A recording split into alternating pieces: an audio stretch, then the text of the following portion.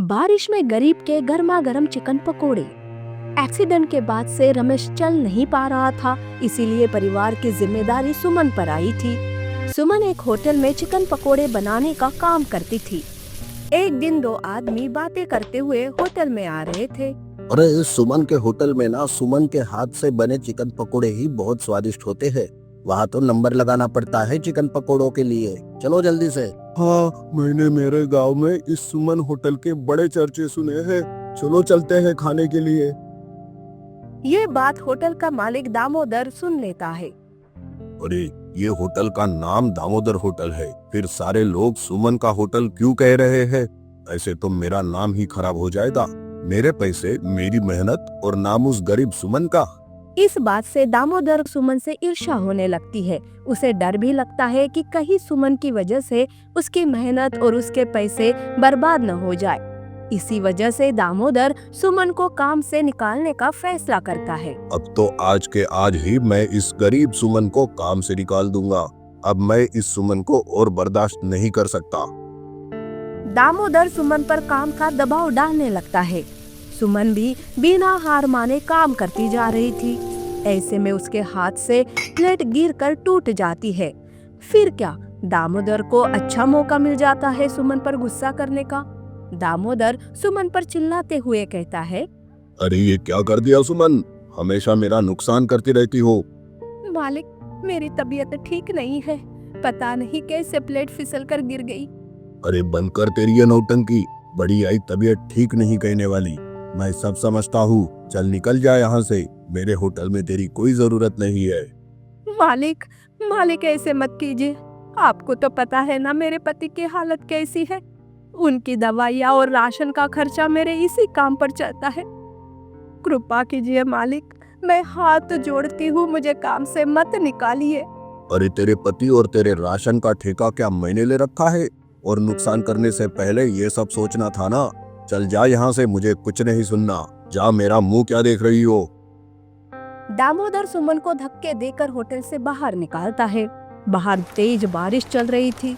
सुमन रोते हुए निराश होकर घर जा रही थी। ऐसे लग रहा था जैसे सुमन के नसीब पर कायनात भी रो रही है। सुमन बारिश में भीगते हुए घर आती है। अरे सुमन, तुम तो भीग गई और आज काम क्या जल्दी खत्म हो गया? वो रोने लगती है। ये क्या कह रही हो सुमन तुम? देखो मुझे सब बताओ। तुम्हारे आंसू देखकर मेरा दिल बैठा जा रहा है। सुमन रोते हुए सारी बात बता देती है। काश मैं चल पाता तो तुम्हारी आज ये हालत ना होती। तुम्हें लोगों की बातें सुननी पड़ती है। सुमन, मैं तुम्हारा गुनहगार हूँ, मुझे माफ कर दो। ऐसे बोलकर आप मुझ पर पाप मत डालिए। सुख दुख में मैं आपका साथ नहीं दूंगी तो कौन देगा। आप चिंता न करें, मैं दूसरा काम ढूंढ लूंगी। रमेश और सुमन एक दूसरे का हौसला बढ़ाते हैं। 2 दिन तक मूसलाधार बारिश शुरू थी। अब घर का राशन खत्म हो चुका था। सुमन बारिश में काम ढूंढ रही थी, पर उसे कोई काम नहीं मिलता। तब रमेश, सुनो सुमन, क्यों ना तुम अपना ही चिकन पकोड़े का ठेला लगाओ। तुम्हारे हाथ में स्वाद है और ऊपर से ये बारिश। लोगों को ऐसे मौसम में गर्मा गर्म चिकन पकोड़े खाना बहुत ही पसंद होता है। हाँ जी, आपने तो ये सही कहा। मैं आज ही पैसों का बंदोबस्त करती हूँ और अपना चिकन पकोड़े का ठेला लगाती हूँ। दूसरे ही दिन सुमन अपनी दोस्त से कुछ पैसे उधार लेकर चिकन पकोड़े का ठेला लगाती है। गर्मा गर्म चिकन पकोड़े की खुशबू से सारा इलाका महक जाता है। बारिश शुरू थी कि एक औरत आती है। आप तो सुमन हो ना, जो दामोदर के होटल में काम करती थी? लगता है दामोदर जी ने आपको काम से निकाला, इसीलिए तो अब उनके होटल में चिकन पकोड़े स्वादिष्ट नहीं मिल रहे हैं। आपके हाथ के चिकन पकोड़े खाने का कब से मन ललचा रहा था मेरा। जल्दी से मुझे चिकन पकोड़े दो। इसी तरह से अब पूरे गांव में सुमन के ठेले की बात फैल जाती है। अब लोग दामोदर के होटल में न जाकर बारिश में मजे लेते हुए चिकन पकोड़े खाने सुमन के ठेले पर ही आने लगते हैं। पर उसके ठेले पर भीड़ देखकर दामोदर, इस सुमन ने पहले तो मेरा नाम खराब किया और अब मेरा काम भी खराब कर रही है। अब तो ऐसा कुछ करना पड़ेगा कि सुमन कभी ठेला लगाने का सोचे ही ना। उस रात सुमन ठेला बंद करके घर आती है तो दामोदर रात के अंधेरे का फायदा उठाते हुए सुमन का ठेला चोरी करता है और उसे अपने होटल के पीछे छुपा देता है। अगली सुबह अपने ठेले को न पाकर सुमन बहुत चिंतित हो जाती है। 2 दिनों से सुमन घर पर ही बैठी थी। ये पक्का उस दामोदर का काम है सुमन। तुम पुलिस स्टेशन जाओ और उसके खिलाफ कंप्लेंट करो। पर हमारे पास कोई सबूत नहीं है न जी। ऐसे में मेरी बात कौन सुनेगा, बताओ तो। थोड़ी देर बाद उनके घर का दरवाजा बजता है। घर के बाहर ठेला लेकर हेमंत नाम का एक आदमी खड़ा था। सुमन ठेले को देखकर बहुत खुश हो जाती है।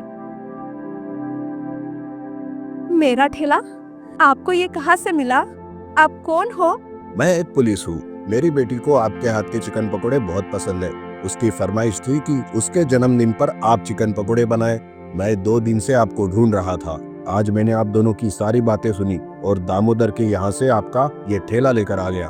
दामोदर को चोरी के आरोप में अंदर किया है मैंने। आपका बहुत बहुत धन्यवाद। आपके बेटी के जन्मदिन पर मैं अपनी तरफ से चिकन पकोड़े बनाकर दूंगी। उस दिन सुमन जन्मदिन के लिए चिकन पकोड़े बना कर देती है। उस दिन से बारिश में गर्मा गर्म चिकन पकोड़े बनाने लगती है। लोग भी बारिश में चिकन पकोड़े खाते हुए बारिश के मजे लेने लगते हैं।